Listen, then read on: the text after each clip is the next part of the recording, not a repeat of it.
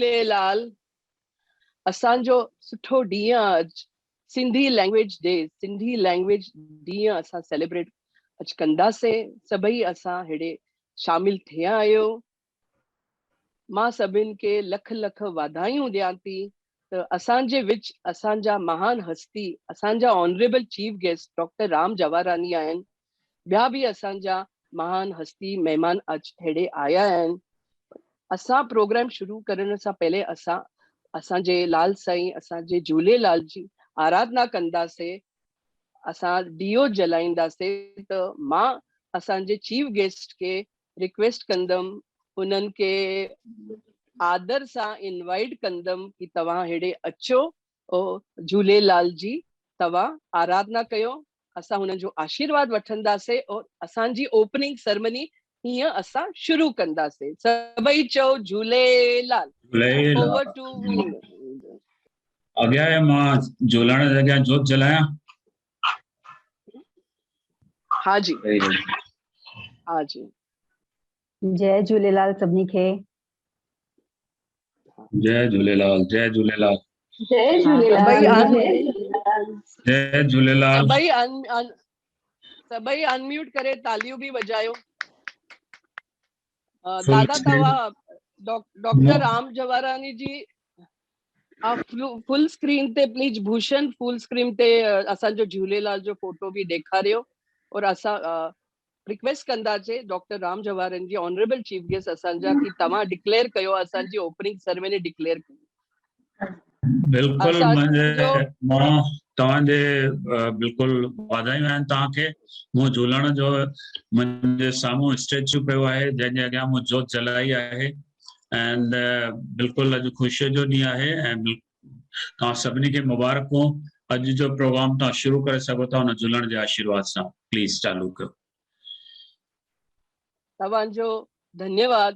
असांजो chief guest के असां धन्यवाद था कयूं। और सिंधी भाषा सुहिणी हे असांजो कार्यक्रम जे अॼु जो आहे, हे असां हाणे डिक्लेयर कयो आहे। असांजी चीफ गेस्ट असां हे शुरू था कयो हाणे।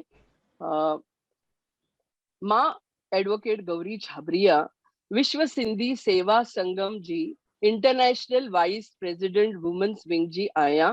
मां महाराष्ट्र राज्य सिंधी साहित्य एकेडमी जा तरफा असांजे विश्व सिंधी सेवा संगम जा तरफा तव्हां सभिनि खे मां दिल सां तव्हांखे सभिनि जो स्वागत कयां थी। तव्हां हे प्रोग्राम में आयो।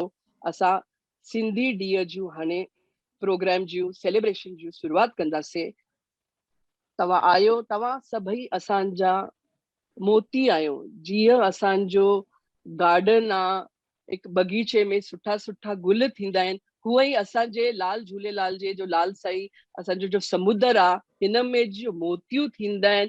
तव्हां सभई असांजा हस्तियूं, असांजो सिंधी समाज जा मोती आहियो। तव्हां एतिरो कमु कयो आहे असांजे सिंधी साहित्य लाइ, असांजे सिंधी संस्कृति लाइ, कि मां हिननि सभिनि खे नमन कयां थी, मां हिननि सभिनि खे सल्यूट कयां थी।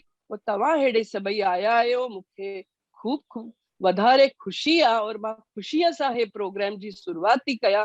हे असां मुंबई में आयो तो असां सिद्धि विनायक के भी याद कंदासीं और गणपति बप्पा मोरया भी चवंदासीं। उहे ई ये सांस्कृतिक प्रोग्राम आहे। त मां हिकु सरस्वती जी वंदना भी कंदमि।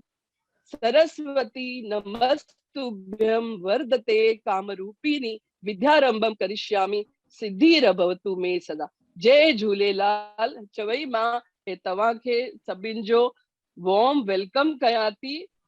हाणे असांजी स्पेशल गेस्ट आहे रानी मिरचंदानी। हीअ असांजी विश्व सिंधी सेवा संगम तरफ़े हीअ असां हुननि खे घुरायो आहे। दुबईअ जी प्रेसिडेंट आहे वुमेन्स विंग जी विश्व सिंधी सेवा संगम जी। सुठो एक्टिंग कंदी आहे ड्रामा में, और सुठो सोशल वर्क कंदी आहे दुबई में। हीअ असांजी दुबई जी महान नारी शक्ति आहे। त मां हुननि खे इनवाइट कंदमि एज अ स्पेशल गेस्ट। असां घुरायो आहे हुनखे कि तव्हां थोरो हिन ओकेजन ते सिंधी ॾींहं ते कुझु ॻाल्हायो। जय झूलेलाल गौरी जी, सभिनी खे जय झूलेलाल। जय झूलेलाल। जय झूलेलाल। जय झूलेलाल। जय झूलेलाल। मां रानी मिर्चंदानी, विश्व सिंधी सेवा संगम दुबई वुमेन्स विंग जी प्रेसिडेंट। मां शुक्रगुज़ार आहियां महाराष्ट्र राज्य सिंधी साहित्य अकेडमी मुंबई, विश्व सिंधी सेवा संगम ऐं advocate Gauri Chhabia VXXX international vice president जी, जिन मूंखे हिन प्रोग्राम में इनवाइट कयो आहे ऐं हेॾो सम्मान ॾिनो आहे। पहिरीं त सभिनी खे सिंधी भाषा दिवस जूं लख लख वाधायूं। सुभाणे 11 अप्रैल दाल पकवान ॾींहुं आहे ऐं 13 तारीख़ चेटीचंड आहे। एडवांस में सभिनी खे लख लख करोड़ करोड़ वाधायूं। सिंधी भाषा हिकु मधुर ऐं प्राचीन भाषा आहे। चवंदा आहिनि त जंहिं बि इंसान खे अगरि सिंधी भाषा चङी तरह ॻाल्हाइण अचे थी त उहो संसार में कोई बि भाषा सुहिणी तरह ॻाल्हाए सघे थो। असां पंहिंजी सिंधी ॿोलीअ ते फ़ख़ुरु आहे। अॼु तमामु ख़ुशीअ जी ॻाल्हि आहे त सिंधी भाषा जे वाधारे ऐं विकास लाइ महाराष्ट्र राज्य सिंधी साहित्य अकेडमी ऐं विश्व सिंधी सेवा संगम जी ऑल ओवर वर्ल्ड टीम सुठा सुठा कम करे रही आहे। विश्व सिंधी सेवा संगम दुबई जी सिंधियत बि वधाइण लाइ जाम कम करे रही आहे। असां हिकु सिंधी नाटक तयारु कयो आहे। अॼु जी नारी हिकु नारी सोच, नई सोच, जंहिंजी राइटर डायरेक्टर करिश्मा चावला, नरेटर माधवी चैनानी, विश्व सिंधी सेवा संगम इंटरनेशनल डायरेक्टर। माधवी जी मूंखे हिन संस्था सां जोड़ियो हो VXXX सां, ऐं हू हमेशह मूंखे गाइड कंदी रहंदी आहे ऐं हमेशह सपोर्ट कंदी रहंदी आहे। ऐं दुबई जी कुझु लेडीज़ बि हिन में पार्ट खयो आहे। ऐं एडिटिंग ऐं कंपाइलिंग हिकिड़े नंढड़े ॿार 14 साल जे छोकिरे जयदित्य मेहतानी कई आहे। मां बि हिन में दादी जो रोल कयो आहे। उम्मीद आहे तव्हांखे इहो नाटक पसंदि ईंदो। जय झूलेलाल। जय झूलेलाल। थैंक यू रानी मैडम, थैंक यू रानी मिर्चंदानी जी, असांजी स्पेशल गेस्ट फ्रॉम दुबई। तव्हां हेॾे आयो, धन्यवाद तव्हांजो।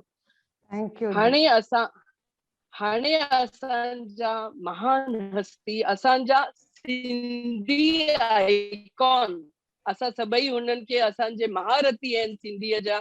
असां हुननि सां गाइडेंस वठंदा आहियूं हमेशह असांखे हो सुठो गाइडेंस ॾींदा आहिनि, मोटिवेट कंदा आहिनि। केतिरा किताब लिखिया आहिनि, सिंधी यूथ ते बि लिखिया आहिनि। हाणे हुननि जा आर्टिकल्स आहिनि, challenges in the times of lockdown ते, सिंधी राइजिंग स्टार्स, और एतिरा सुठा मज़ेदार किताब लिखिया आहिनि कि हुनखे ही पुछो ई न। हे ॾिसो, असां हुननि जो मान इज्जत करे हे असां रानीअ खे ऑनर करो था। हुनजो सर्टिफिकेट बि आयो आहे रानीअ जो।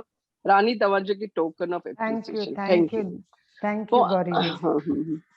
त असां राम जवारानी जी के, doctor Ram Jawarani ji honourable chief guest आहिनि। हिननि जे बारे में मां छा चवां तव्हांखे। एतिरी ॻाल्हियूं आहिनि कि घंटो लॻंदो। पर हे बिज़नेस चओ या सांस्कृतिक कार्यक्रम चओ, ऑथर चओ, लिखंदा आहिनि, फिल्म बि लिखंदा आहिनि, छा न कंदा आहिनि। भई खजानो आहे हिननि वटि, हे मोती आहिनि सभु। त मां हिननि खे मान इज्जत सां घुराया थी, भई तव्हां अचो एज अ चीफ गेस्ट। असांखे सभिनि खे हिन सुठे ॾींहं ते तव्हांजो आशीर्वाद ॾियो, तव्हां असांखे एड्रेस कयो। सिंधी भाषा सुहिणी, अचो तव्हां। Doctor Ram Jawarani ji, welcome to you. Thank you. सभ खां पहिरीं त मां भेण गौरी छाबड़िया खे वाधायूं ॾियणु चाहींदुसि। मुंहिंजे कार्य जे बारे में काफ़ी कुझु ॿुधाई, पर मां जेकी स्क्रीन ते पंहिंजी भेनरुनि खे ॾिसां थो पियो, का एडवोकेट आहे, काई डायरेक्टर आहे, कंहिं राइटिंग कई आहे, सभई पंहिंजे पाण में हिकिड़ी शख़्सियतूं आहिनि। एंड अॼु हिकु तमामु सुठी ॻाल्हि मूंखे लॻे थी त जेको सिंधी भाषा ॾींहं जो अॼु जो महत्व आहे, जंहिंमें असांजी भाषा खे तस्लीम कयो वियो हो भारत सरकार जे तरफ़ां, उन में ही इज़ाफ़ो आहे त स्क्रीन ते असांजूं माताऊं भेनर नज़र अची रहियूं आहिनि, जंहिंमें काजल चंद्रामाणी त पंहिंजे गायकीअ सां, पंहिंजे संगीत सां सिंध जी पूरी शेवा करे रही आहे। ऐं तव्हां बि भेनर हुन जी शेवा में शामिल आहियो। एंड इहा हक़ीक़त आहे त ॿोलीअ जी सर्जणहार जेका आहे उहा औरत थींदी आहे। ॿोली जेका असांजी सिंधी आहे, सिंधी तव्हांजे घरनि खां ॿारनि खे जॾहिं तव्हां पढ़ाईंदा ॿुधाईंदा त उतां शुरूआत थींदी। हाणे सुवाल रहे थो त 10 तारीख़ असीं छो हिनखे इम्पोर्टेंस ॾियूं था, त 20 सालनि जे कशमकश खां पोइ, घणी संघर्ष खां पोइ 47 में आज़ादी मिली, 67 में असांजी ॿोलीअ खे भारत सरकार तस्लीम कयो। 344(1) ऐं 351 कलम जे हेठि, उन धारा जे हेठि, उन में 8th शेड्यूल में आंदो वियो। उन जी काई उहा जेका सभ्यता, उहे जेका सिंधी जाति आहे, जंहिं सॼी दुनिया खे सभ्यता जी, तहज़ीब जी राह ॾेखारी, उनखे इहो कामयाबी मिलण में 20 साल लॻी विया। ऐं उनजे पोयां जिन जो योगदान हो, उन्हनि जो ज़िक्र करण बि हिते मां चाहियां थो ज़रूरी आहे। त ख़ासि करे अदीबनि, राइटर्स, लेखकनि, ऐं उन में 3 नाला मां ज़रूरु खणणु चाहींदुसि। गोविंद माली, A.J. उत्तम ऐं कीरत बाबाणी, इन्हनि जो योगदान रहियो, उन्हनि जे संस्था जो योगदान रहियो। ऐं जीअं असांजी भेण वकील आहे, उन्हनि खे ख़बर हूंदी त इन तस्लीमी ॾींहं ते जेके सरकार, जेके असांखे कोर्ट जा दर खड़काया पिया, जेको कानूनी दावा पेच हुया, उन में असांखे असांजे राम जेठलाणी साहब काफ़ी कुझु मदद कई, ऐं असीं उनजा बि शुकराना था मञूं। उन वक़्तु जी जेका सरकार हुई, या जयराम दास दौलतराम जो भी इनमें कंट्रीब्यूशन है, जेके कांग्रेस से जुड़ियल आहे, पर जेके बीजेपी जनसंघ से जुड़ियल आहे, उनमें लाल कृष्ण आडवाणी ऐं असांजो अटल बिहारी वाजपेयी, इन्हनि ॿिन्ही जो भी काफ़ी योगदान आहे। इन्हनि जी मेहनतुनि सां, इन्हनि जे इन सां असांखे ही तस्लीमी ॾींहुं मिलियो। असांजी ॿोलीअ जे विकास लाइ सरकार पंहिंजो कदम अॻिते वधायो। हाणे विकास जो ईअं हिसाब आहे त जीअं ॿियनि ॿोलियुनि खे उन वक़्तु 14 ॿोलियूं तस्लीम थियल हुई, असांजी 15 ॿोली रखी वई। त इहा 15 ॿोलीअ जो बि विकास उन्हनि वांगुरु थियणु घुरिजे, जंहिंजे करे राज्य जूं जेके एकेडमीज़ खुलियूं, सिंधी साहित्य एकेडमी, जंहिंजे तव्हां बैनर में अॼु ई प्रोग्राम ऑर्गेनाइज करे रहिया आहियो, या national council for promotion of languages में सिंधी लैंग्वेज खे बि प्रमोट कयो वियो, जंहिंजे लाइ असांजो डायरेक्टर बि हिन वक़्तु काफ़ी कुझु करे रहियो आहे, मिस्टर पिंजाणी साहिबु, प्रताप पिंजाणी। त इहो उतां खां शुरूआत थी। ॿी जेका शुरूआत थी, सिंधी ॿोलीअ खे तस्लीम करण लाइ असांखे जेके सहूलियत मिली, त असांजा जेके मेंबर ऑफ पार्लियामेंट आहिनि, उहे पार्लियामेंट में पंहिंजो कसम सिंधीअ में खणी सघनि था, छाकाणि असांखे साॻा हक़ आहिनि जीअं ॿियनि खे हक़ आहिनि। या असांजी असेंबलीअ में जॾहिं कोई चूंडिजी वञे थो पियो, त उनखे बि सिंधीअ में कसम खणण जी रिवायत चालू रखी वई आहे। त सिंधी ॿोली असांजी तस्लीम थियण खां पोइ सरकार जे तरफ़ां काफ़ी कुझु कयो वियो, पर असांजो बि फर्ज़ु आहे कुझु असां पंहिंजी ॿोलीअ लाइ कयूं। असां पहिरीं, सभ खां पहिरीं सिंधी ॿोली तॾहिं जीअरी रहंदी, तॾहिं हुनजो विकास थींदो, वाधारो थींदो, जॾहिं असां पंहिंजे ॿारनि खे सिंधी हुअण जो हिकिड़ो अहसासु ॾियाराईंदासीं। चवंदासीं त असीं सिंधी आहियूं, असांजी जेका ॿोली आहे प्राचीन आहे, जेको भले 7000 9000 साल प्राचीन चई थी वञे पई, असीं उन सभ्यता जा वारिस आहियूं, जंहिं सभ्यता सॼी दुनिया खे राह ॾेखारी।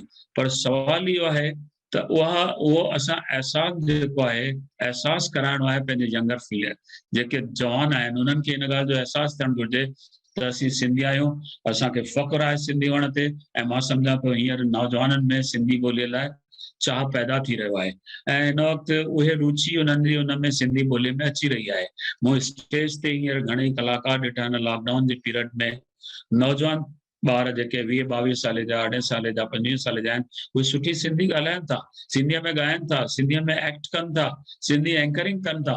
त असांजी सिंधी ॿोली जेका प्राचीन, ऐं इहा जेका सिंधी ॿोलीअ जो को डपु हुयो किथे ख़तमु न थिए, मां आशावादी आहियां हींअर उन सिंधी ॿोलीअ खे हींअर धर्म न रसंदो, पर तॾहिं न रसंदो जॾहिं असीं हुन सिंधी ॿोलीअ जा कार्य कंदा रहंदासीं। ऐं सिंधी ॿोलीअ खे ज़िंदह रखण लाइ असांखे वोकल कल्चर जे तरफ़ ध्यानु ॾियणु घुरिजे, असांजे कलाकारनि जे तरफ़ ध्यानु ॾियणु घुरिजे, असांजे साहित्यकारनि जे तरफ़ ध्यानु ॾियणु घुरिजे। घर में सिंधी ॻाल्हायो, प्रोग्राम सिंधी अटेंड कयो। मां कॾहिं कॾहिं मूंखे अजीब लॻंदो आहे, काई सिंधी फिल्म रिलीज़ थींदी आहे त सभई कॉलर मथे कंदा आहिनि त असांखे सिंधी फिल्म जे लाइ पास आई आहे, इन्विटेशन आई आहे। उहा इन्विटेशन ॾिसी करे उहे ख़ुशि थींदा आहिनि, पर उन्हनि खे ख़ुशि तॾहिं थियणु घुरिजे मुंहिंजा दोस्तो, जॾहिं उहा टिकट परचेस करे पाण वञी थिएटर में ॾिसंदा, तॾहिं हुन सिंधी फिल्म जो प्रमोशन थींदो, उहा सिंधी फिल्म अॻियां वधंदी। फ्री में काई इन्विटेशन अचे थी, असांखे ख़ुशि थियणो न आहे। असांजो योगदान इहो आहे त केरु जेकॾहिं 2 क़दम अॻियां वधे थो, पिक्चर ठाहे थो, कोई टीवी सीरियल ठाहे थो, त असां हुनखे ॿियनि पिक्चर्स वांगुरु टिकट ख़र्च करे वञी करे ॾिसूं। त सिंधी ॿोलीअ जे विकास ॿियो हिन वक़्तु असांजी भेण एडवोकेट गौरी छाबड़िया जी काफ़ी एक्टिव आहे ऐं मां उनखे इहो अॼु जो मौक़ो वठी चवंदुसि त सरकारनि खां अञा घणो कुझु तव्हां सिंधी ॿोलीअ जे लाइ वठी सघो था पिया। सिंधी ॿोलीअ जे लाइ ललित कला एकेडमी ठहणु घुरिजे जिते कलाकारनि खे सॼे दुनिया में ट्रेनिंग लाइ मोकिलियो वेंदो आहे, उहा स्थापन थियणु घुरिजे। सिंधी ॿोलीअ जे वाधारे लाइ सरकार खे इहो अर्ज़ु कयो वञे त जेके ॿोलियूं तस्लीम थियल आहिनि, हिन वक़्तु 22 ॿोलियूं आहिनि, उन्हनि सभिनी जा DD चैनल्स आहिनि, त असांखे बि हिकिड़ो सिंधी चैनल ज़रूरु मिलणु घुरिजे जिते असां पंहिंजे संस्कृति सभ्यता जो तहज़ीब जो इज़हार करे सघूं, उनजो मुज़ाहिरो करे सघूं।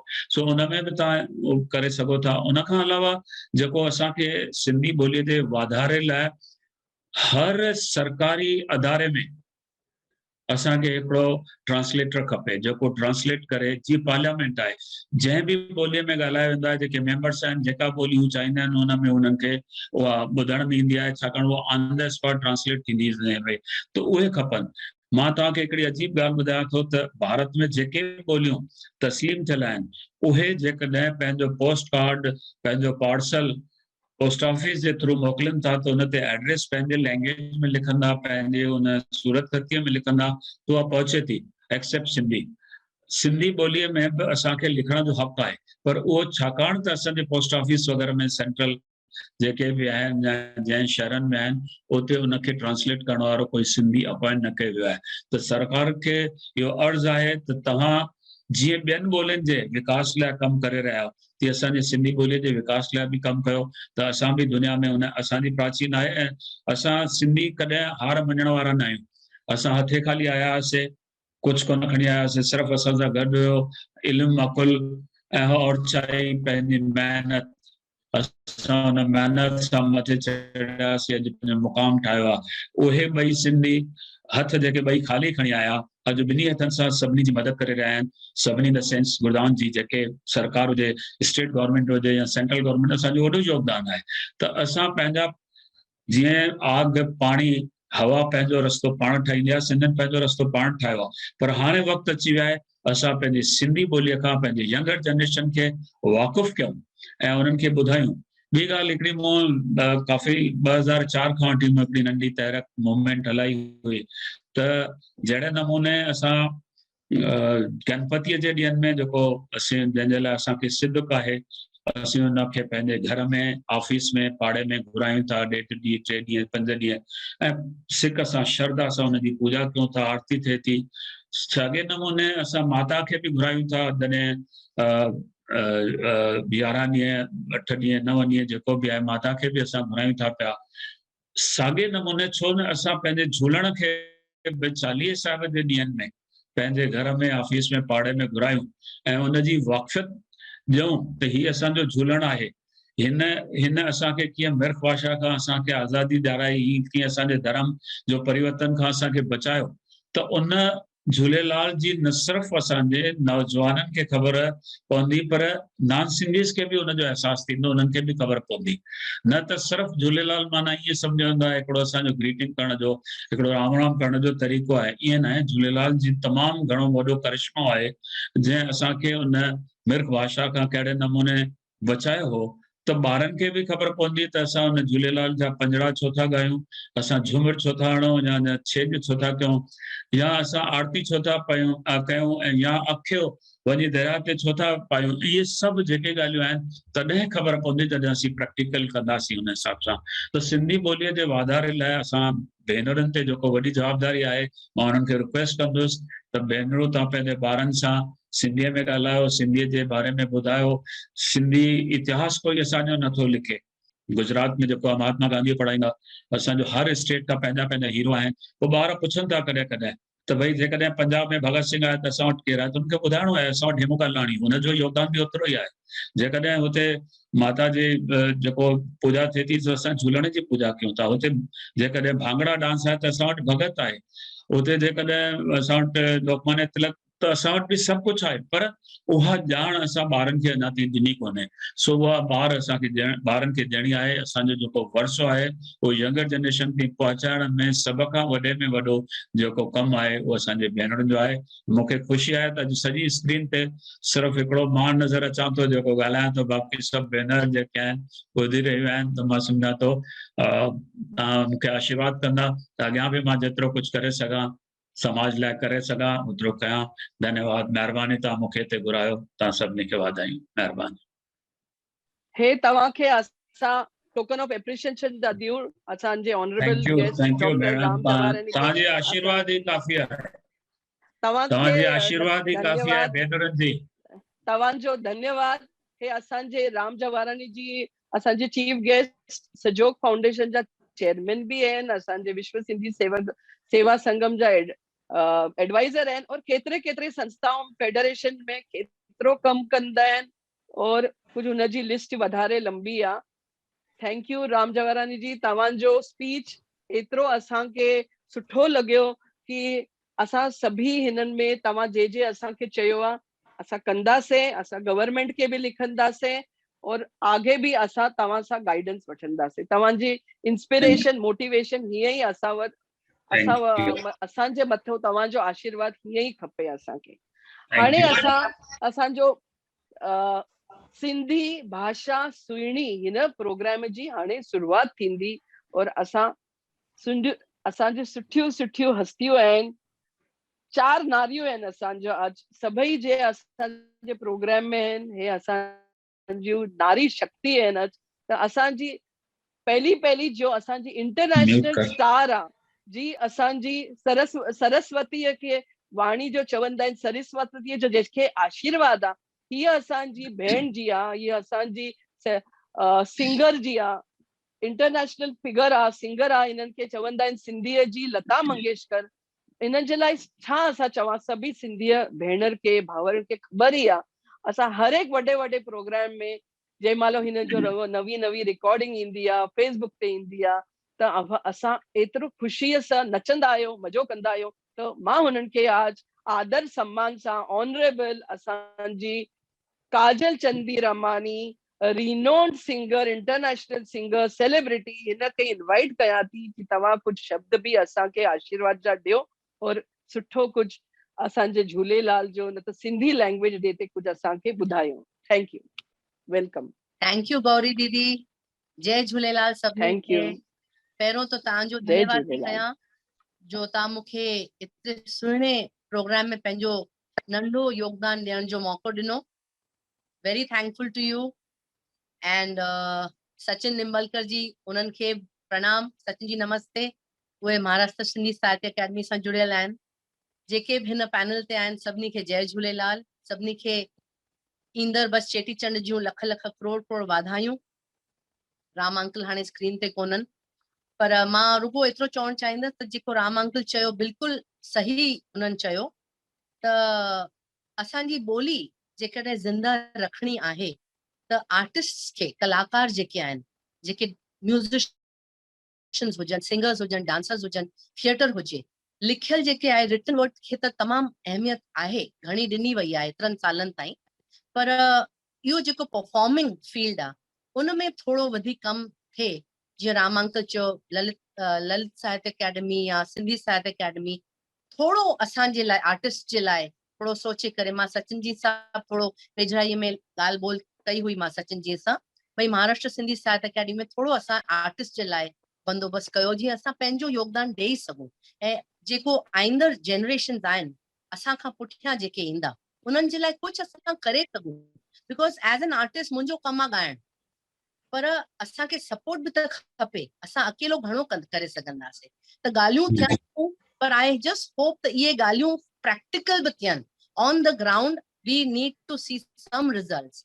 बिकॉज मां बि साहित्य अकेडमी में 2 साल मां मेंबर हुअसि, महाराष्ट्र सिंधी साहित्य अकेडमी। मां उते पंहिंजा व्यूज़ रखिया भई प्लीज़ असां खां कमु वठो, we are ready to give our best, पर प्लीज़ कुझु अहिड़ो प्लेटफॉर्म ठाहियो नंढा वॾा आर्टिस्ट कुझु न कुझु योगदान पंहिंजो ॾेई सघे। ऐं ॿियो चवंदसि त मुंहिंजा नाना स्वर्गीय पद्मश्री प्रोफेसर राम पंजवाणी पंहिंजी सॼी ज़िंदगी सिंधी ॿोली जे वाधारे में हुननि गुज़ारी। ऐं दादा हमेशह चवंदा हुआ त अलाह ईअं न थिए जो किताबनि में पढ़जे त हुई सिंध ऐं सिंध वारनि जी ॿोली, पर ईअं लॻे थो हाणे त नओं वेव शुरू थियो आहे। ऐं ख़ासि करे लॉकडाउन जो ही साल जेको गुज़रियो आहे, एतिरा नया कलाकार बि आया आहिनि, सिंधी ॿोलीअ खे वाधारो मिलियो आहे, सभई ॻाइनि था, ॿुधनि था। Think this is a new impetus, Sindhi ॿोलीअ खे वाधारो मिलियो आहे ऐं अॻिते ज़रूरु वधंदो। We should not lose hope. ऐं इन ई पॉज़िटिव नोट ते मां 4-5 सिटूं तव्हांजे अॻियां रखंदसि। असांजी मिठड़ी जेका ॿोली आहे। राम अंकल, थैंक यू, तव्हां हमेशह मुंहिंजे लाइ एतिरो सुठो ॻाल्हाईंदा आहियो। Thank you so much. Thank U. मन खां मिठड़ी तन खां मिठड़ी, मिठड़ी मुंहिंजी ॿोली। मन खां मिठड़ी तन खां मिठड़ी, मिठड़ी मुंहिंजी ॿोली। कीअं विसारिया, कीअं विसारिया, कीअं विसारिया, कीअं विसारिया, कीअं विसारिया अमड़ ॾिनी जा लोली, हाय लोली, हा लोली।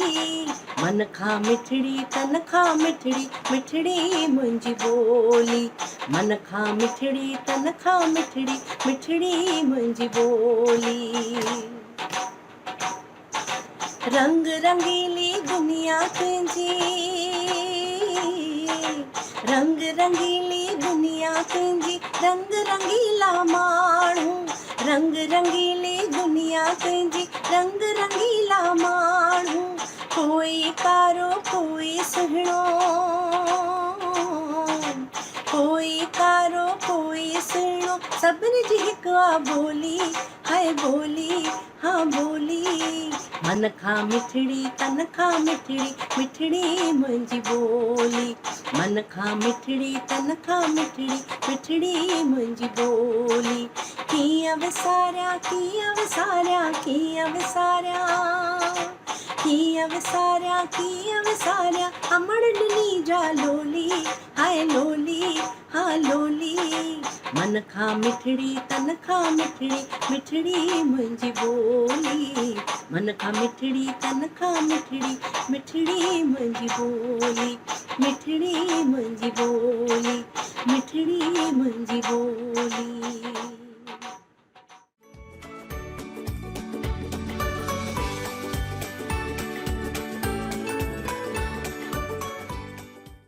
और असांखे सभु संस्कृत जो एक्टर्स हीरोइन्स सभई आया आहिनि, हुननि खे बि हेल्प कयो। हूअं ई एतिरा वॾा वॾा ॿिया बि सिंधी हस्तियूं आहिनि। असांजे डॉक्टर राम जवाहरनि खे बि ख़बर आहे, जवाहरानी खे, हे बि सभई मिली असां ॾिसंदासीं कि तव्हांजा सभु सपना काजल दीदी पूरा थियनि। थैंक यू गौरी दीदी। मां हिकिड़ो मिंट वठंदसि रुगो हिते। हा, राम अंकल त हमेशह हाज़िर आहिनि। राम जवाहरानी अंकल हमेशह सिंधियत खे सभिनी खे हिमथाईंदा आहिनि। ऐं तव्हां जेकी हाणे आइडिया ॾिनी, V should really rope in the Hinduja brothers. तव्हांजा I mean you can do it. ईअं ई जे माण्हू जेकॾहिं अॻिते ईंदा न त कमु तमामु सुठो करे सघंदासीं। यस, बिल्कुलु। या and you are in a position to motivate everybody. Gauri दीदी, तव्हां, राम अंकल, तव्हां असांजा सभई साण में कंदासीं, सभई साण मिली असां कंदासीं त थींदो। बिल्कुलु बिल्कुलु, fantastic. Thank you so much, thank U. हाणे असांजे विच ऑनरेबल डॉक्टर कविता शर्मा छबलानी, हे असांजी भेण आहे, हीअ बि नारी शक्ति आहे। केतिरा सुठा सुठा कम कया आहिनि जयपुर में, क्योंकि राजस्थान में केतिरे कॉलेजेस भी हे लैंग्वेज मेहनत करे हे सभु वापस सिंधी लैंग्वेज कॉलेज में आया आहिनि। केतिरो सुठो कम कयो आहे। हीअ बि हिकु महान पॉलिटिशियन आहे, डॉक्टरेट आहे, PhD आहे। तव्हां हेॾे आया आहियो डॉक्टर कविता जी, मूंखे वधारे ख़ुशी आहे तव्हां आया आहियो। हाणे मां ऑनरेबल कविता शर्मा छबलानी जी के मां इनवाइट कया थी, मान सम्मान सां इनवाइट कया थी कि तव्हां भाई अचो और तव्हां असांजा अॼु जा मेन स्पीकर आहियो। तव्हां कुझु सुठो सुठो ॻाल्हायो। हे विश्व Sindhi Seva Sangam president women's wing Jaipur जा बि आहिनि। नमस्ते, ओवर टू यू। जय झूलेलाल। जय झूलेलाल। अॼु महाराष्ट्र सिंधी साहित्य अकादमी और विश्व सिंधी सेवा संगम जे संयुक्त तत्वाधान में सिंधी भाषा जे दिवस ॾींहुं हिकु कार्यक्रम रखो वियो आहे। और हिन कार्यक्रम जा उद्घाटन कर्ता आदरणीय श्री डॉक्टर राम जवाहरानी जी, चेयरमैन सहयोग फाउंडेशन और इन कार्यक्रम की विशेष अतिथि श्रीमती रानी मीरचंदानी जी, अध्यक्ष विश्व सिंधी सेवा संगम दुबई, तथा श्रीमती काजल चंदीरामानी, प्रसिद्ध गायिका, श्रीमती रितु भाटिया, विश्व सिंधी सेवा संगम गुजरात अध्यक्षा। और इन कार्यक्रम के आयोजन करता आदरणीय एडवोकेट गौरी छाबरिया दीदी, अंतर्राष्ट्रीय उपाध्यक्ष विश्व सिंधी सेवा संगम, एवं श्री सचिन निम्बालकर, सहनिदेशक एवं सदस्य सचिव, महाराष्ट्र राज्य सिंधी साहित्य अकादमी। मां ता सभिनि जो अभिनंदन थी कया और आभार थी व्यक्त कया कि ता सिंधी समाज लाइ एडो सुठा सुठा कम था कयो और ताके सिंधी भाषा जे ॾींहं जी लख लख और करोड़ करोड़ वाधाई थी ॾियां। अॼु जे ॾींहुं 10 अप्रैल 1967 जो सिंधी भाषा के कानूनी मान्यता मिली हुई संविधान जे 8 शेड्यूल में इनके शामिल करे वियो हुयो। छोकि अॼु जे ॾींहुं अॼु जो ॾींहुं असांजे लाइ उहो ई आहे जीअं पूरे देश लाइ 15 अगस्त और 26 जनवरी आहे। त अॼु जो ॾींहुं असांजे लाइ ॾाढो महान आहे और अॼु असां उनखे मनायूं था। 26 जनवरी 1950 जो भारतीय संविधान लागू थियो हुयो और जंहिंमें उन वक़्तु पाण खे पंहिंजी सिंधी भाषा के शामिल न कयो वियो। लेकिन सिंधी भाषा और साहित्य जा पुजारी 17 साल लगातार संघर्ष करे करे, आंदोलन करे करे पंहिंजी सिंधी भाषा के संविधान में शामिल करायनि। अॼु उन्हनि खे भी याद करण जो ॾींहुं आहे। मां उन्हनि खे सल्यूट थी कयां, उन्हनि खे सलाम थी कयां। कंहिं भी क़ौम लाइ या कंहिं भी जाति लाइ भाषा उहा ई हूंदी आहे जीअं हिकु शरीर लाइ आत्मा। जीअं आत्मा बिना शरीर जो अस्तित्व कोन्हे, उहा ई भाषा बिना कंहिं क़ौम और कंहिं जाति जो कोई अस्तित्व कोन्हे।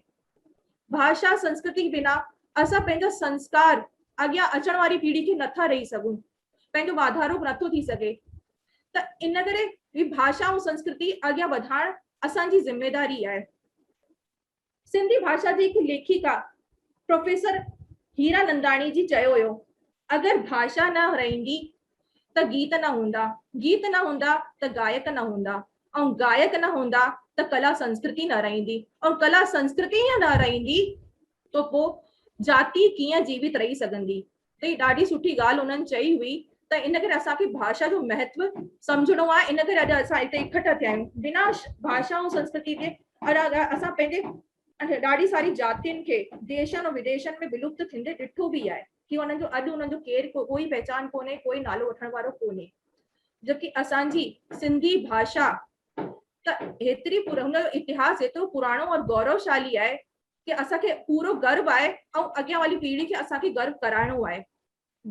विश्व जी प्राचीन सभ्यता सिंधु घाटी सभ्यता जो अफगानिस्तान खां वठी करे राजस्थान और हरियाणा ताईं फैलियो हुई, हुनजो मुख्य केंद्र बिंदु ही सिंध हुयो। हुनजी 2 राजधानियूं हड़प्पा और मोहनजोदड़ो हुई और हुन वक़्त जो कला संस्कृति हुई, जो अल्फाबेट्स हुयो, वो अॻियां त ही कम आईंदा रहिया और उन्हनि जी कला संस्कृति अॼु जे समाज में पूरी दिखाई पई ॾे।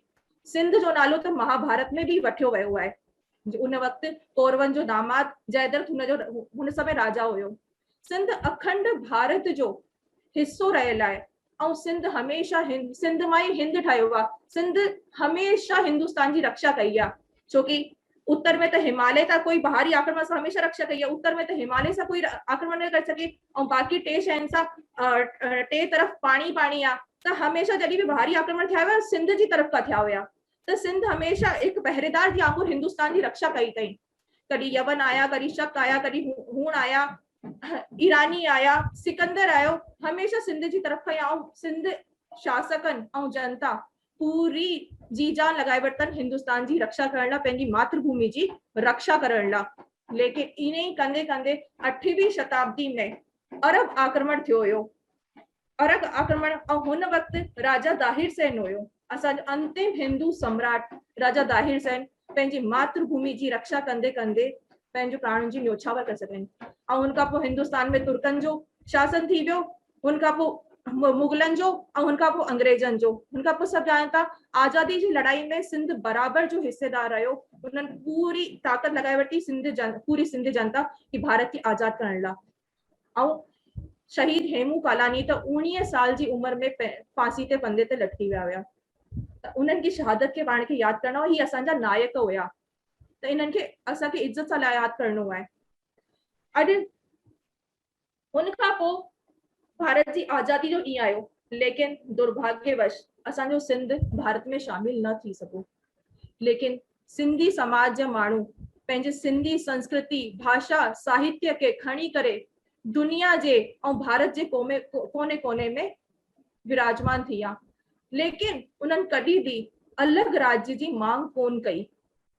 वो भारत जी एकता और अखंडता के खराब कोन पिया करण चाहिनि। उन जिथे हुया पंहिंजी भाषा और संस्कृति के अॻियां वधाइनि। ही असांजे अॼु असांजी ज़िम्मेदारी आहे कि असां पंहिंजी भाषा और संस्कृति के संरक्षण ॾियूं, अॻियां वधायूं। असांजी ही ज़िम्मेदारी आहे। असांखे हिन लाइ कुझु कम करना पवंदा, न त अॼु असां पंहिंजे पूर्वजनि खे मुंहुं ॾेखारण लाइक़ कोन थी सघंदासीं। जो भी पंहिंजे तव्हां सभु ॼणा पंहिंजे पंहिंजे क्षेत्र में महान हस्ती आहियो, त मां इहो ई चाहींदमि जीअं राम जवारानी जी चयो कि पंहिंजी पंहिंजी सरकारनि खां मिली करे जिथे भी सरकारी विद्यालय आहिनि उते सिंधी भाषा, सिंधी शिक्षकों जी नियुक्ति लाइ कम कयो। मतलब सिंधी भाषा लाइ समर कैंप आयोजित कयो। उनमें भले सिंधी भाषा जा ॿार भी हुजनि और ॿिया ॿार भी हुजनि, बिल्कुल त तव्हांजी पंहिंजी सिंधी भाषा के अॻियां वधनि। समर कैंप में सभु ॿार ईंदा आहिनि। प्रतियोगी स्कूल लेवल ते प्रतियोगिता रखिजे, सेमिनार रखिजे, सिंधी साहित्य के वधाइजे। ही असांजी ज़िम्मेदारी आहे। छोकी महात्मा गांधी भी इहो चयो हुयो कि सच्चो इंसान वही आहे जेको पंहिंजी जाति, क़ौम, भाषा, संस्कृति जो सम्मान तो करे ॻाल्हाए थो।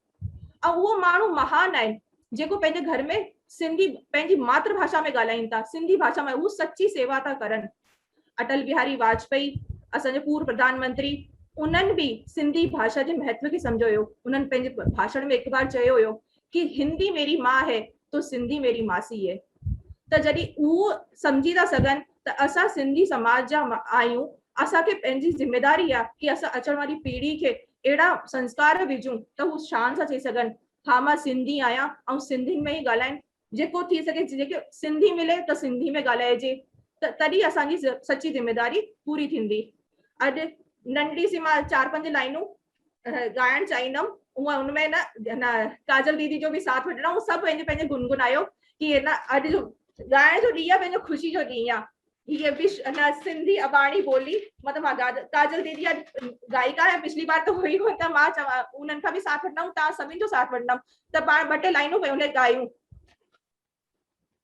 सिंधी अबाणी बोली, मिठड़ी अबाणी बोली, सिंधी अबाणी बोली, मिठड़ी अबाणी महके माखियां बिसारा, जिंद साथ दे पिवारा, जिनमें दीनिया मुखे मीठे में माओ लोली।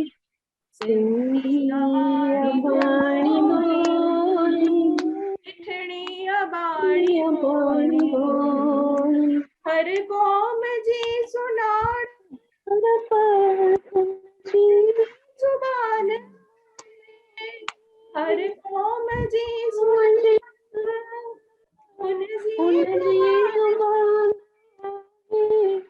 जिंदा तो सिंधिया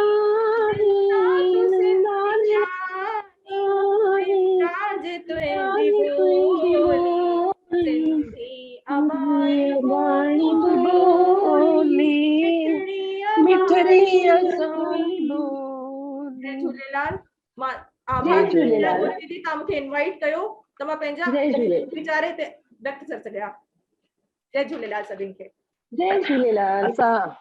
असां कविता शर्मा छबलानी जी असांजे ऑनरेबल मेन स्पीकर के असां टोकन ऑफ एप्रिसिएशन ॾींदासीं। तव्हांजो सर्टिफिकेट तव्हांजे लाइ। Thank you. तव्हांखे असां एप्रिशिएट था कयूं, token of appreciation on our behalf. केतिरो सुठो तव्हां ॻाल्हायो, केतिरी मिठी तव्हां गानो भी असांखे ॻाई ॾेखारियो। तव्हांजा विचार केतिरा महान आहिनि। तव्हां हिकु महान हस्ती आहियो जयपुर जा। तव्हां हिकु लीडर आहियो, पॉलिटिशियन आहियो। तव्हां कंहिं महिल बि सिंधीअ जे कल्चर लाइ, लैंग्वेज लाइ तयार आहियो कि गवर्नमेंट में हेड़े होड़े वञी असांखे असांजो हक़ मिले। हे तव्हां कंदा आहियो। असां तव्हांखे बि तव्हांजे वीचारनि खे सभिनि खे असां ख़ुशी आहे कि तव्हां वांगुरु हिकु नारी शक्ति असांजे विच हेॾे आई आहे अॼु, और असांखे पंहिंजो सभु तव्हां वीचार, तव्हांजो नॉलेज, सिंधी कल्चर जे बारे में सुठो सुठो ॻाल्हायो। तमामु ख़ुशी थी असांखे। कविता दीदी थैंक यू, असांजी भेण कविता दीदी फ्रॉम जयपुर। हाणे मां हे चवणु चाहींदमि, जीअं हुननि सिंध जे बारे में चयो, असांजी लेह लद्दाख में असांजो हिकु सुठी सिंधी नदी जी आहे, असांजो देवस्थान आहे, जे सभिनि जो हिकु तीरथ थींदो आहे, उहो असांजो तीरथ आहे। मां बि ख़ुशि आहियां कि मूंखे मौक़ो मिलो, मां बि लेह लद्दाख वयमि, सिंधी नदी जो दर्शन कयो मां। हिन ई सभई तव्हां बि वञो लेह लद्दाख में, सिंधी नदीअ जो दर्शन कयो। हे महान नदी आहे, असांजे पूरज पूजा कई आहे, अखो विझो आहे होड़े, त असां बि सभु हे मञंदा आहियो, कंदा आहियो। हाणे मां चवंदमि कि महाराष्ट्र स्टेट साहित्य सिंधी एकेडमी सभु संस्कृति आर्टिस्ट के, असांजे कल्चर के, सिंधीअ के मोटिवेट कंदा आहिनि। हाणे जल्दी हो पंहिंजो प्रेसिडेंट बि अपॉइंट कंदा और सुठो सुठो कमु कंदा। उहो ई असांखे आशीर्वाद आहे। असांजे महाराष्ट्र जे मिनिस्टर अमित देशमुख हे इंचार्ज आहिनि कल्चरल एक्टिविटीज़, हुननि में असांजो सिंधी कल्चर बि अची वियो, हुननि जो आशीर्वाद आहे। तमामु सुठा मिनिस्टर आहिनि असांजे महाराष्ट्र जा। हीअं ई असांखे आशीर्वाद आहे विश्व सिंधी सेवा संगम, असांजे फाउंडर गोपाल सजनानी जा, असांजी फर्स्ट लेडी उषा सजनानी जा, असांजा इंटरनेशनल चेयरमैन जे आहिनि, हुननि जो आशीर्वाद आहे असांखे। डॉक्टर राजू मनवानी, असांजी माधवी दीदी हेॾे आहे, असांजी इंटरनेशनल डायरेक्टर आहे, हिननि जो बि आशीर्वाद आहे। भरत जे आहिनि, जो इंटरनेशनल प्रेसिडेंट आहिनि असांजा VSS जा। तमामु हस्तियूं आहिनि असांजे VSS में, तमामु सेंटर्स आहिनि। हूअ ई असांजी भेण हाणे जो ॻाल्हायो कविता जी, हे बि असांजी विश्व सिंधी सेवा संगम जी प्रेसिडेंट ऑफ जयपुर आहे। त हाणे असांजी कलाकार ईंदी, असांजी कविकार ईंदी, असांजी फिल्म स्टार ईंदी, केतिरे फिल्म में काम कयो आहे, actress, author, poet, all in one, केतिरा हुननि खे पुरस्कार मिला आहिनि। Right from Gujarat we are having असांजी honourable Ritu Bhatia ji, Vishwa Sindhi Seva Sangam president women's wing Gujarat. हिननि वटि पोइट्रीअ जो भंडार आहे, हिननि जे वटि केतिरा किताब लिखा आहिनि, केतिरी गाइडेंस ॾींदा आहिनि असांखे सिंधी कल्चर जो, एतिरो नॉलेज आहे हिननि खे। केतिरे सालों सां कमु कंदा आहिनि, गवर्नमेंट में बि कमु कयो हुयो, पोर्ट ट्रस्ट में। हीअ असांजी नारी शक्ति, असांजी महान रीतू भाटिया, ऑनरेबल रीतू भाटिया जी, मां तव्हांखे वेलकम थी कयां, इनवाइट थी कयां, तव्हां अचो और तव्हांजे पोइट्रीअ जो भंडार असांखे प्लीज, असां बेसब्रीअ सां इंतज़ार कयूं था, तव्हांजे असां पोइट्री ॿुधंदासीं। Thank U, welcome. Thank you so much, Gauri Didi, for inviting me. And thank you so much to Maharashtra Academy also, कि मूंखे तव्हां हिन प्रोग्राम में इंक्लूड कयो। अॼु 55 सिंधी ॿोली तस्लीमी ॾींहुं आहे। अॼु जे ॾींहुं असांजी ॿोलीअ खे 8 शेड्यूल में शामिल थिए 55 साल पूरा थिया। त उन ॾींहं ते मां हिते आयल सभिनी ऐं देश विदेश जे कुंड कुर्छ में वेठल सभिनी सिंधियुनि खे, जिन बि हिन लाइ कोशिशूं डायरेक्टली या इनडायरेक्टली कयूं, उन्हनि सभिनी खे नमन कंदे, उन्हनि सभिनी खे वाधायूं ॾींदे, पहिरीं पंहिंजी कविता खां अॻु 2 अखर सिंधी ॿोलीअ लाइ चवंदसि, असांजे इष्ट देव लाल साईं लाइ चवंदसि। सिंधियुनि खे ॾे तूं लोली, रहे न ख़ाली कंहिंजी झोली। सिंधियुनि खे ॾे तूं लोली, रहे न ख़ाली कंहिंजी झोली। रहमत जो रख हथ को अहिड़ो, रहे सलामत असांजी सिंधी ॿोली। रहमत जो रख हथ को अहिड़ो, रहे सलामत असांजी सिंधी ॿोली। त हींअर कविताउनि जो जीअं दीदीअ चयो भंडार आहे। दीदी तव्हां सभिनी जो आशीर्वाद आहे। मूं कुझु कविताऊं लिखियूं आहिनि, घणेई आहिनि, पर अॼोके ॾींहं ते उन्हनि कविताउनि खे पासे में रखी मूंखे अॼोके ॾींहं लाइ ख़ासि हिकु सुहिणो वीचार आयो, जंहिंखे मां सिंधी ॿोलीअ जे बारे में ई आहे, सिंधी कल्चर जे बारे में आहे, सिंधी कलाकारनि जे बारे में आहे, सिंधीअ लाइ जेके NGOs ऐं तव्हां जहिड़ा शेवाधारी दादा जहिड़ा शेवाधारी कम पिया कनि उन्हनि सभिनी खे समेटींदे कुझु मूं कलम बंदि कयो आहे। अॼु मां पंहिंजे भंडार मां न पर उहा ॻाल्हि तव्हां सां शेयर कंदसि।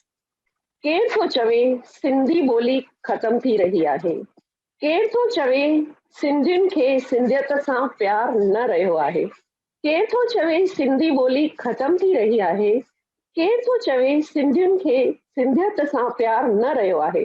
बसि अॼु सिर्फ़ु वक़्तु अहिड़ो अची वियो आहे जो थियो हर सिंधी पंहिंजी ॿोलीअ खां कुझु बेरुख आहे।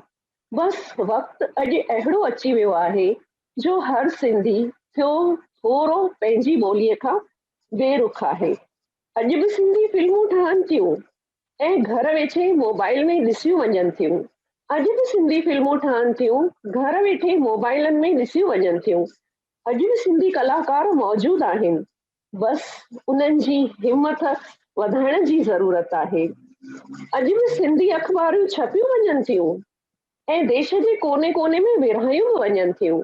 अॼु बि सिंधी अख़बारूं छपियूं वञनि थियूं, देश जे कुंड कुर्छ में विरहायूं वञनि थियूं। अॼु बि सिंधी पब्लिशर मौजूदु आहिनि, अॼु बि सिंधी पब्लिशर मौजूदु आहिनि, पर उन्हनि ॾांहुं पंहिंजी विख वधाइण जी ज़रूरत आहे।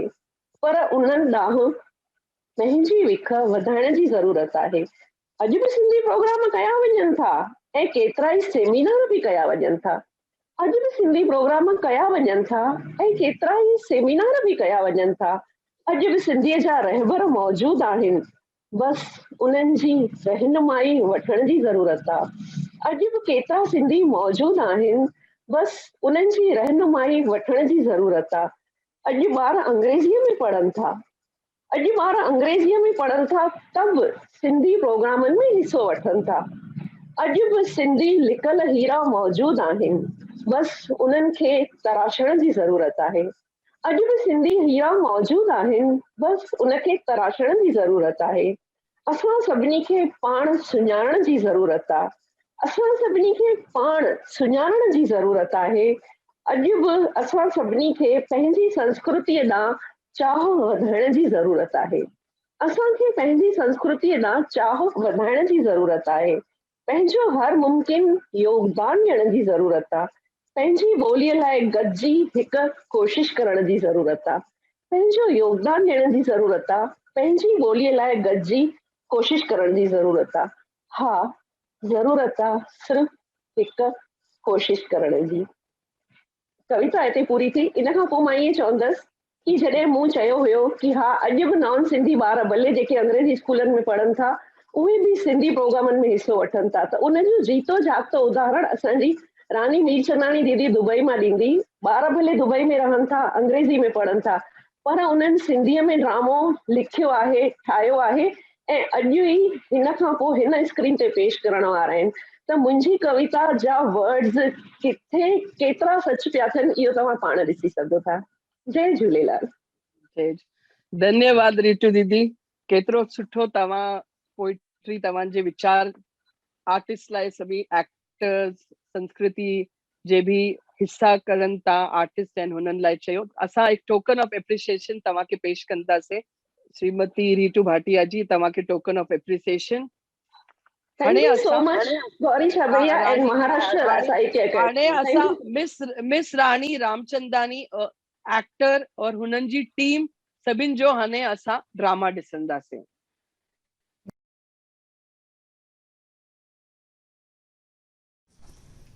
जय झूलेलाल फ्रेंड्स, कुछ ही वक्त में असां पंहिंजे देश जी आज़ादी जी प्लेटिनियम जुबली मल्हाइण वारा आहियूं।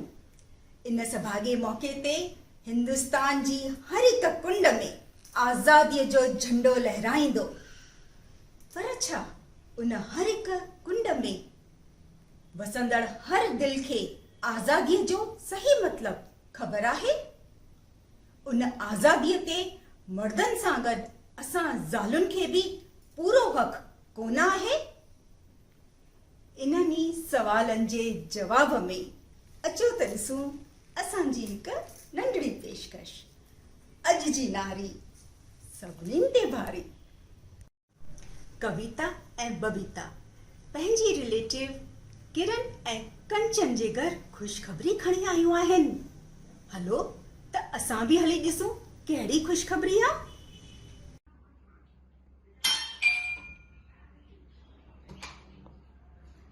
अरे कविता, बबीता कहिड़ो हाल आहे? अॼु हिन पासे कीअं अचण थियो? सभु ठीकु आहे किरण, अॼु असां तव्हां खां वाधायूं वठण आया आहियूं। वाधायूं छाजी भाभी, कहिड़ी ख़ुशख़बरी आहे? ख़बर ॿुधंदो त तव्हां बि वाइड़ा थी वेंदो। अहिड़ो बि छा मिलियो त ॿुधायो त सही। ख़ुशख़बरी इहा आहे त असांजी प्रिया जे लाइ मैटी आई आहे। प्रिया त न तेरे दर्जे में पढ़ंदी आहे न। हाँ, ऐं उमिरि में त नंढी अथसि भाभी। एॾो सुठो घर साम्हूं खां पाण चढ़ी आयो आहे ऐं छोकिरी जी घुर कई अथऊं। ॿियो छा खपे हिकु धीअ जे माउ पीउ खे? कहिड़ो वॾो घर आहे, असां बि त ॿुधो। अरे हू शालीमार मार्केट में जेके ड्रीमलैंड शोरूम वारा आहिनि न, उनजे वॾे पुट लाइ ॻाल्हि मोकिली अथऊं। पर उहो त प्रिया खां उमिरि में ॾाढो वॾो हूंदो न कविता? हा, खाली 7 साल जो ई त फ़र्क़ु आहे, पर खानदान अहिड़ो आहे जो मुंहिंजी प्रिया जा त नसीब ई खुली वेंदा। तो छा हा कई अथनि छोकिरी वारनि खे? हा कई न आहे दादी, पर जल्द ई करण वारा आहियूं। प्रिया खां उनजी मर्ज़ी पुछी अथव भाभी? उन खां छा पुछणो आहे? धीअरुनि खे त उहो ई करणो आहे जेके माउ पीउ चवंदा। असां उन बुरो थोड़ी न चाहींदासीं। जेका असांजी मर्ज़ी सा उन्हनि जी मर्ज़ी। कविता, कहिड़े ज़माने में थी जीए तूं? प्रिया त अॼुकल्ह जी मॉडर्न ऐं होशियार छोकिरी आहे, हुनखे पढ़ाई त पूरी करणु ॾियोसि। माइटी जे लाइ त घर पोइ बि मिलंदा, हिन खां बि वधीक लाइक़ घर मिलंदा। अॻिते पढ़ाई करे कंदी बि छा? हिकु छोकिरीअ खे अॻे न पोइ रंधिणो ऐं ॿार हिते संभालणा आहिनि। अॼु उनजी पढ़ाईअ लाइ ख़र्च कयूं, सुभाणे देती लेती ॾेई शादी करायूं, छा फ़ाइदो? तंहिंखां त अॼु ई शींहं पुले चाढ़े पंहिंजी ज़िमेदारी लाइ न छॾियूं। जो आहियूं पंहिंजे आज़ाद सपननि जे पंखनि ते सवार असांजी किरण ऐं कंचन जूं लाडलियूं धीअर निराली ऐं मिताली। मम्मी, ओ मम्मी जान, अॼु त मां ॾाढो ख़ुशि आहियां मम्मी। चाची, अॼु त मां बि ॾाढो ख़ुशि आहियां। अरे तव्हांखे वरी कहिड़ो अलादीन जो चिराग हथ लॻो आहे? अलादीन जो चिराग ई सम्झो मम्मी। हाँ चाची, अॼु स्कूल जे एनुअल फंक्शन में असां ॿिन्ही खे पंहिंजा सपना पूरा थींदा ॾिसण आया। छा ॻाल्हि थियो कयो? इन जो मतिलबु तव्हांजी सिलेक्शन एंड अलोकेशन थी वई? हाँ मम्मी, जीअं मूंखे खपंदो हुयो। बैंगलोर जे टॉप मेडिकल कॉलेज में मुंहिंजो सिलेक्शन थी वियो आहे। ऐं मम्मी, हाणे तूं बि ॿुध त मुंहिंजे बैडमिंटन टीम खे the best Trivandrum training institute allocate थियो आहे। हिन जो मतिलबु त हिकु धीअ जी सवारी वेंदी बैंगलोर ऐं ॿी धीअ जी सवारी वेंदी त्रिवेंद्रम। यू आर राइट दादी। वधो विझो पुट, तरक़ी कयो, सदा ख़ुशि रहो। तूं त असांजी ॾाढी सुठी दादी आहीं। आई लव यू दादी। या दादी, यू आर द बेस्ट दादी in the world. I love you too. ही सभु छा आहे किरण? तव्हां पंहिंजी धीअरुनि खे कुझु वधीक छुड़वागी न ॾेई छॾी आहे? मामी, छुड़वागी मतलब? छुड़वागी मतलब आज़ादी पुट। मामी डियर, आज़ादी त असांखे 1947 में ई मिली वई हुई ऐं अॼु असां उन आज़ादीअ खे सही तरह सां एंजॉय बि करे रहिया आहियूं। छा थी चवी कविता? मां तुंहिंजो मतिलबु न सम्झियो। मुंहिंजे चवण जो मतिलबु इहो आहे त ही नौजवान छोकिरियूं पंहिंजे परिवार खां परे ॿिए शहर में पढ़ाई करण वेंदियूं। सुभाणे कुझु घटि वधाई थी पवे त माण्हू छा चवंदा? ज़मानो बदिलजी वियो आहे कविता, हाणे अॻे वारो वक़्तु न रहियो आहे। हा, मां बि त उहे थी चवां दादी त हाणे ज़मानो ख़राब थी वियो आहे, वक़्तु बदिलजी वियो आहे। ऐं भाभी, आख़िर तव्हां चवण छा था चाहियो? मुंहिंजो मतिलबु आहे कि अॼु पुटनि खे पढ़ायो, लाइकीअ ते लॻायो त सम्झ में अचे थो, छो जो पुट असांजे बुढ़ापे जो सहारो आहिनि, पर धीअरूं उहे त आहिनि ई परायो धन, अॼु न त सुभाणे हली वेंदियूं। ऐं एतिरो पढ़ाई करण जो कहिड़ो मतिलबु? वञी करे फुल्का ई त पचाइणा अथनि, कहिड़ियूं ऑफिसियूं आहिनि, कंपनियूं लाहिणियूं अथनि। तव्हां कंपनियुनि जी था ॻाल्हि कयो? अॼुकल्ह जूं छोकिरियूं त वॾियूं वॾियूं संस्थाऊं, बैंकूं, कॉलेज, यूनिवर्सिटियूं हलाए रहियूं आहिनि। मामी, अॼुकल्ह जूं छोकिरियूं त नासा ऐं माउंट एवरेस्ट ताईं पहुची चुकियूं आहिनि। देश जी सरकार हलाए रहियूं आहिनि, त छा शादीअ खां पोइ पंहिंजो घर न हलाए सघंदियूं? मां बि त उहो ई थी चवणु चाहियां कि जेकॾहिं आख़िर में तव्हांखे पंहिंजो घर ई संभालणो आहे त हेॾी पढ़ाई लिखाई करण ऐं मगज़मारी करण जी ज़रूरत छा आहे? ज़रूरत आहे कविता। अॼु पुटनि ऐं धीअरुनि में कोई फ़र्क़ु कान रहियो आहे। अॼुकल्ह जी धीअरूं त पुटनि खां बि वधनि। नई सोच ऐं नए ज़माने जे मुताबिक़ असां माता पिता खे छोकिरे ऐं छोकिरीअ खे हिकु जहिड़ो हक़ ऐं आज़ादी ॾियणु घुर्जनि। हा मम्मी, असांखे बि हक़ आहे त असां बि पंहिंजे ख्वाहिशनि जा पंख फैलाए खुले आसमान में उॾामे सघूं ऐं मज़बूतीअ सां पंहिंजे पेरनि ते बीह सघूं, त जीअं ज़िंदगीअ में कॾहिं कंहिंजी मोहताजी न खणणी पवे। इनफैक्ट ॿियनि जो सहारो बणिजी सघूं। ऐं असां पंहिंजी धीअरुनि जी कमज़ोरी न, हिमत आहियूं भाभी। उन्हनि जे हर सही फैसले में उन्हनि सां गॾु आहियूं। घर जे वॾनि जी सलाह सां असां पंहिंजी ज़िंदगी जो अहम फ़ैसिलो करण जो हक़ उन्हनि खे ई ॾिनो आहे ऐं असांखे उन्हनि ते पूरो भरोसो आहे। ऐं सुभाणे अगरि कुझु ऊच नीच थी वञे त पोइ? सुभाणे जी चिंता में अॼु जीअण त न छॾे ॾींदो न बबीता। मालिक वेठो आहे न, हू सभु संभाले वठंदो। असांजो फर्ज़ आहे त असां पंहिंजी धीअरुनि जो अॼु संभालियूं ताकि सुभाणे उन्हनि खे का तकलीफ़ न थिए। तव्हां सभिनी जे वीचारनि त मूंखे मुंझाए छॾियो आहे। कविता, लॻे थो असांखे पंहिंजी प्रिया जे बारे में हिकु दफ़ो वरी सोचणु घुर्जे। तव्हांखे यादि हूंदो त पुष्पा जी धीअ सां छा थियो। अॼु जे पढ़ियल हुजे हा त इहे नसीब जूं ठोकरूं न खाया। हुन दिनेश खे त ॾिसो न, केतिरो न धंधे में नुक़सान पातई, पर घरवारी पढ़ियल हुअसि त ॿिन्हिनि गॾिजी करे कम खे संभाले वरितो। ऐं भाभी, यादि अथव वो उषा जी मसवाड़न जंहिंजे मुड़ुस जवानीअ में ई हुनखे डिवोर्स ॾेई छॾियो। हाणे वेचारी माण्हुनि जा पोरिया करे, ॿियनि जे घरनि जा कम करे पेट वेठी पई पाले। बस बस, हाणे असांजूं अखियूं बि खुली वयूं आहिनि। असां बि पंहिंजी प्रिया जा पंख न कटींदासीं, हुनखे खुले आसमान में आज़ाद उॾामण ॾींदासीं। ऐं उन माइटीअ जो छा कंदा भाभी? ॿाहिरि ॾियोसि हिन माइटीअ खे, नसीब में हूंदो त हुन खां बि सुठो घर मिलंदो असांजी प्रिया खे। सुभाणे ई मना कराए थी मोकिलियासि। हाणे असांजी प्रिया बि अॻिते पढ़ंदी ऐं पंहिंजा सपना पूरा कंदी। ये हुई न बात। That's like our great mommy. वाह, इहा थी न असांजी मॉडर्न मामी वारी ॻाल्हि। हाणे त असांजी मामी पिणु चवंदी, अॼु जी नारी सभिनी ते भारी। करेक्ट, अॼु जी नारी सभिनीनि ते भारी। उम्मीद आहे तव्हांखे असांजी हीअ नंढड़ी पेशकश पसंदि आई हूंदी। सची त आहे, अॼु जे ज़माने जूं ज़ालूं दुनिया जी हर हिकु फील्ड में तरक़ी करे न सिर्फ़ पंहिंजो परिवार, समाज, देश, पर सॼी सृष्टि संभाले सघंदियूं आहिनि। कामयाब ज़ालुनि जी हुन कॾहिं बि ख़त्म न थींदड़ लिस्ट में कुझु नाला आहिनि।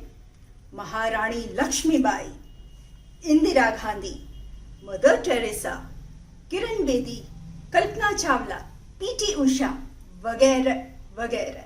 लिस्ट तमाम लंबी आहे। जय झूलेलाल।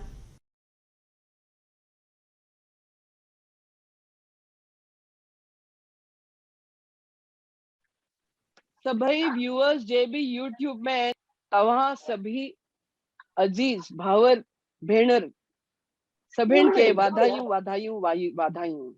फ़ख्र सां चओ तव्हां सभई सिंधी आहियूं, असां सिंधी आहियूं।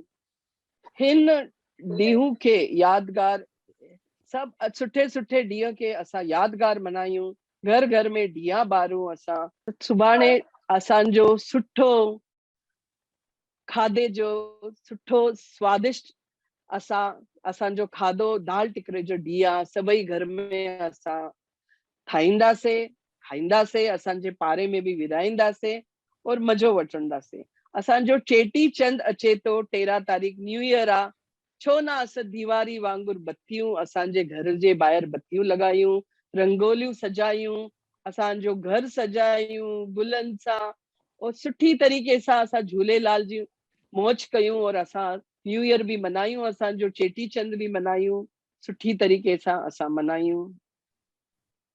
त बस हीअं ई असां वधंदा रहियूं।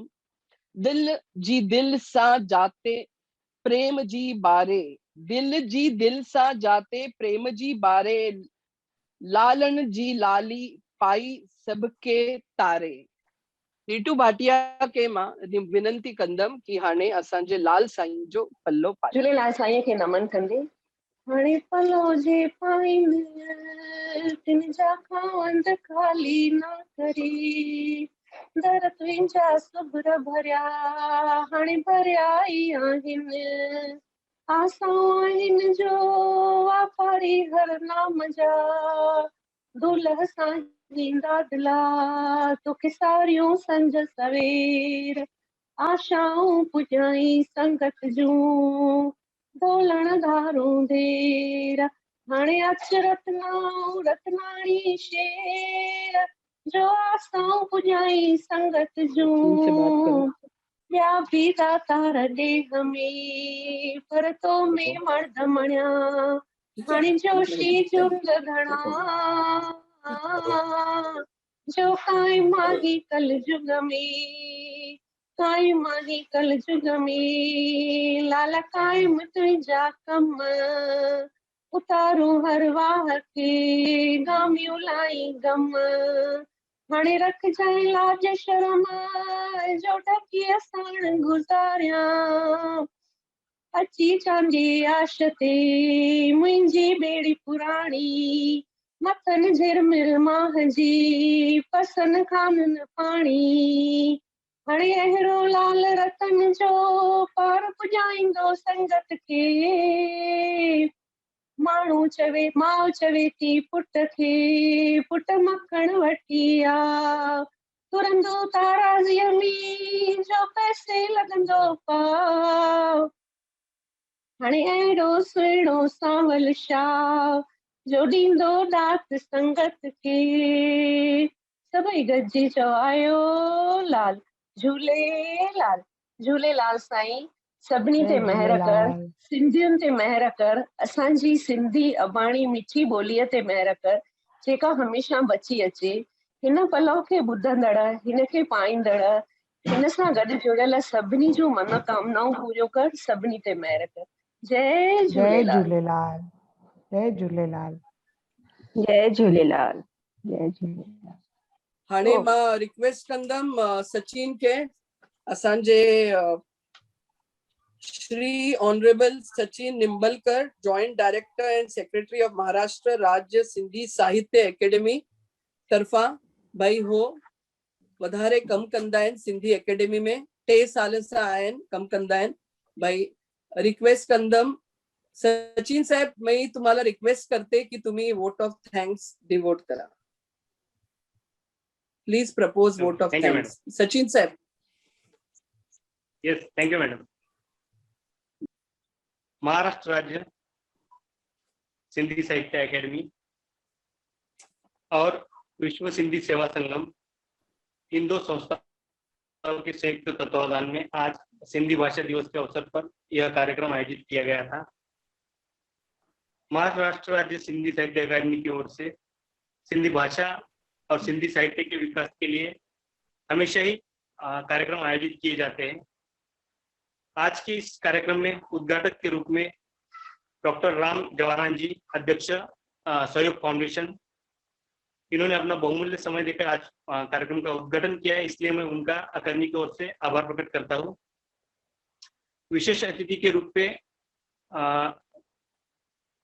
विश्व सिंधी सेवा संगम दुबई से चेयरमैन श्रीमती रानी मीरचंदानी मैडम उपस्थित थे, उनका भी मैं बहुत बहुत आभारी हूँ। प्रसिद्ध गीत गायिका तथा अकादमी की पूर्व सदस्य श्रीमती काजल चंदीरामानी मैडम, उन्होंने बहुत सुंदर गीत प्रस्तुत किया, इसलिए मैं उनका भी बहुत आभारी हूँ। श्रीमती डॉक्टर कविता शर्मा मैडम, अध्यक्षा महिला विंग विश्व सिंधी सेवा संगम जयपुर, इन्होंने भी एक सिंधी भाषा सिंधी संस्कृति पर बहुत अच्छी स्पीच दी है, इसलिए मैं उनका भी बहुत आभारी हूँ। श्रीमती ऋतु भाटिया मैडम, अध्यक्ष महिला विंग विश्व सिंधी सेवा संगम गुजरात से, इन्होंने बहुत अच्छा एक काव्य प्रस्तुत किया, इसलिए मैं उनका भी आभारी हूँ। आज के इस कार्यक्रम के आयोजन में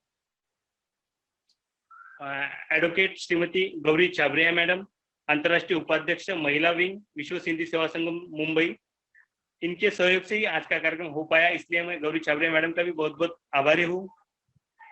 धन्यवाद। हम सचिन साहब को भी थैंक यू कहना चाहेंगे। Token of appreciation, can you please show on the screen? तवा देखा रहे तो स्क्रीन ते token of appreciation for Shri Sachin Nimbalkar ji. And we also thank Madhvi Chainani, our international VSS international director, who is present here. Madhvi Ben, तव्हां खे भी धन्यवाद, तव्हां आयो हेॾे।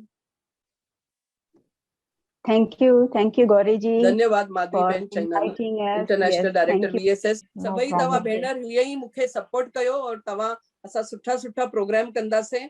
मां सभई व्यूअर्स जे YouTube ते आहिनि, हुननि जो भी धन्यवाद कयां थी। Once again a big thank to all of you। सभिनि खे धन्यवाद। तव्हां के एडवांस में सभिनि के चेटीचंड जी वाधायूं। सुभाणे असांजो दाल पकवान ॾींहं जी भी वाधायूं। सभई भावर भेणर वाधायूं वाधायूं वाधायूं। सिंधी लैंग्वेज डे, सिंधी ॾींहं जूं लख लख वाधायूं। जय झूलेलाल। जय झूलेलाल। जय झूलेलाल। तव्हांखे भी वाधायूं। असां हाणे प्रोग्राम हेॾे ई समाप्त कयूं था। थैंक यू जी।